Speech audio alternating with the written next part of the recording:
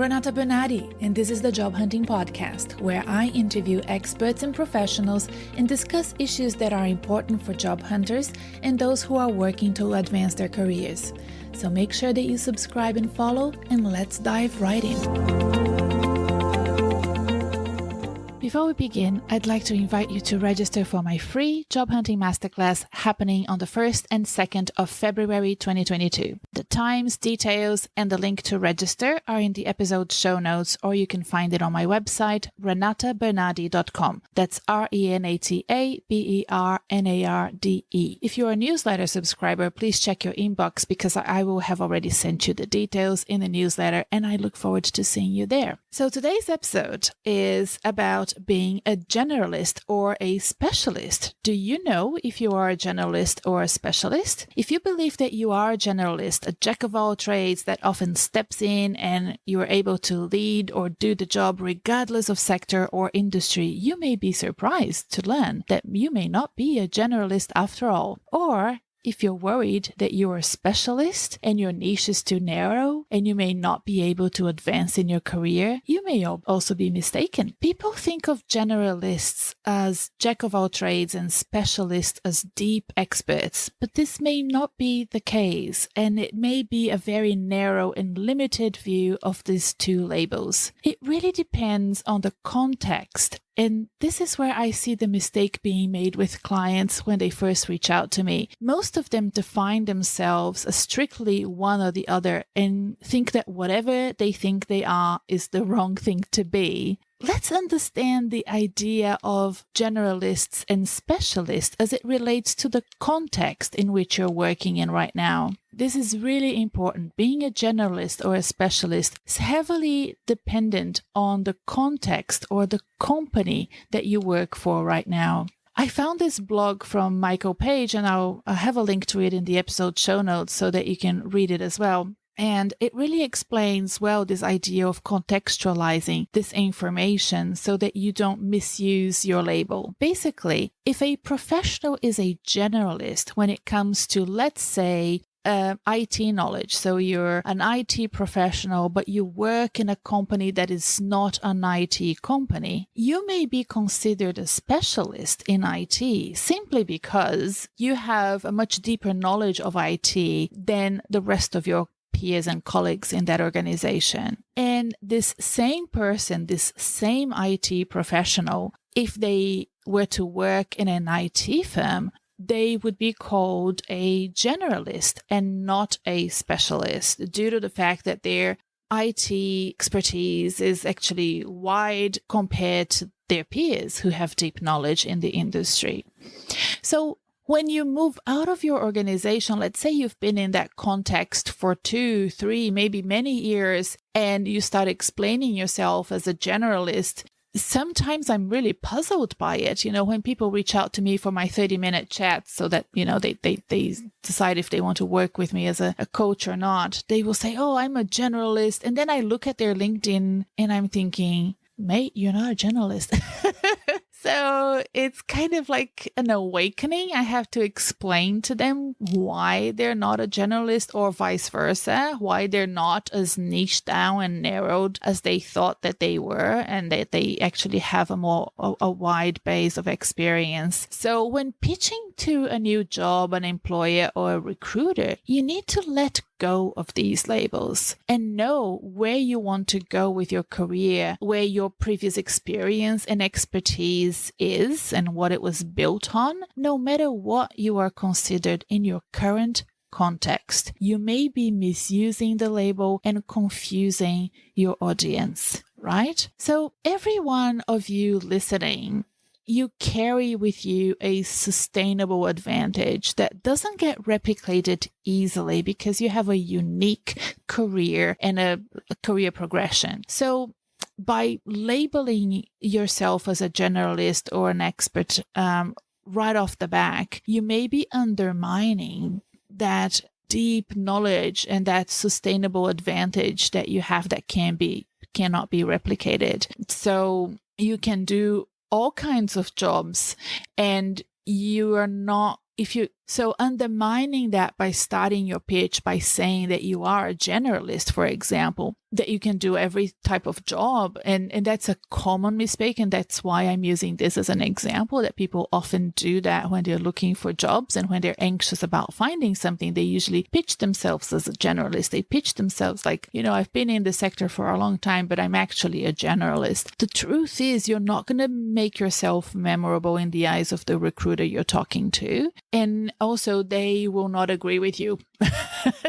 So it's better for you to have the nods. When you're talking to somebody and somebody starts nodding and agreeing with you, that's when you know that you are on the right track, right? So you want them to agree with your understanding of your own career, and you want to be memorable in their eyes, and so that they keep you top of mind, right? So it's true that generalists can't always compete with specialists, and that's vice versa as well, to be frank.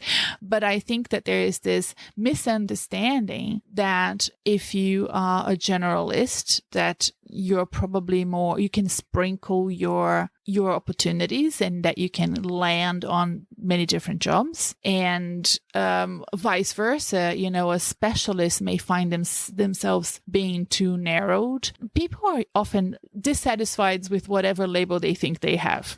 So if you position yourself as a generalist right now, please know that, and you're confused or worried about that, please know that you don't have to be. And if you think that you're a specialist and that's why you're not progressing in your career, again, don't worry about it.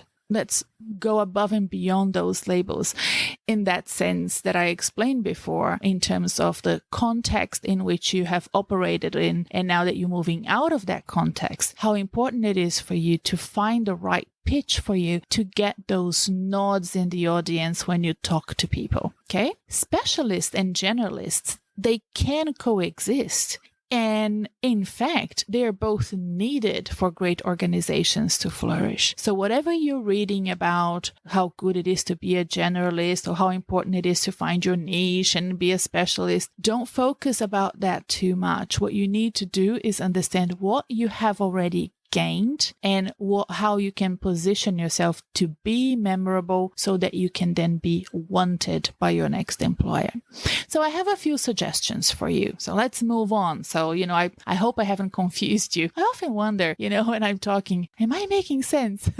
Because I'm so passionate about what I'm saying. And when I'm talking to a client, of course, I can see if they're getting me or not because of their faces, of their nods, or their puzzled looks. But when I'm talking to a podcast, I just have to hope. I have to hope that you get it. And if you're a subscriber of my newsletter, reply back to the newsletter to let me know if you understood what I had to say here today, because I'm finding this topic a little bit difficult, but I'm about to give you some suggestions that I think will then ease the blow if you found yourself confused about being a generalist or a specialist. So first of all, my suggestion is for you to really deeply understand, and you have to reflect on it, on what is your career DNA. It's not as hard. First of all, think about what your bachelor degree was, what your educational experience was. So if you don't have university education, then what was the string that weaved all of those jobs together that you've had in the past? Was it, that you worked for many, many years in retail? Was it that you worked in many, many years in an IT company?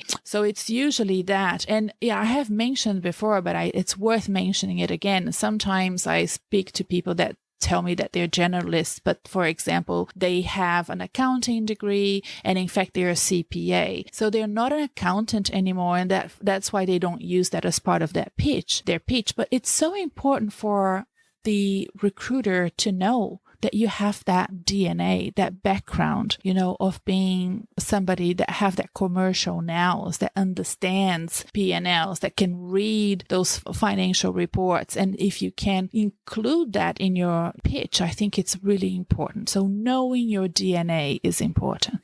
right? And the second thing is, even though you think you are a generalist, choose a niche. If you are already an established professional, chances are you may already have this part determined. You may already have worked all your career in tech companies or in consultancy or in banking and finance or in retail. You may have already done that. So if you don't worry, right? But if you do, wear that shirt. Don't be afraid of being somebody who has deep experience in something.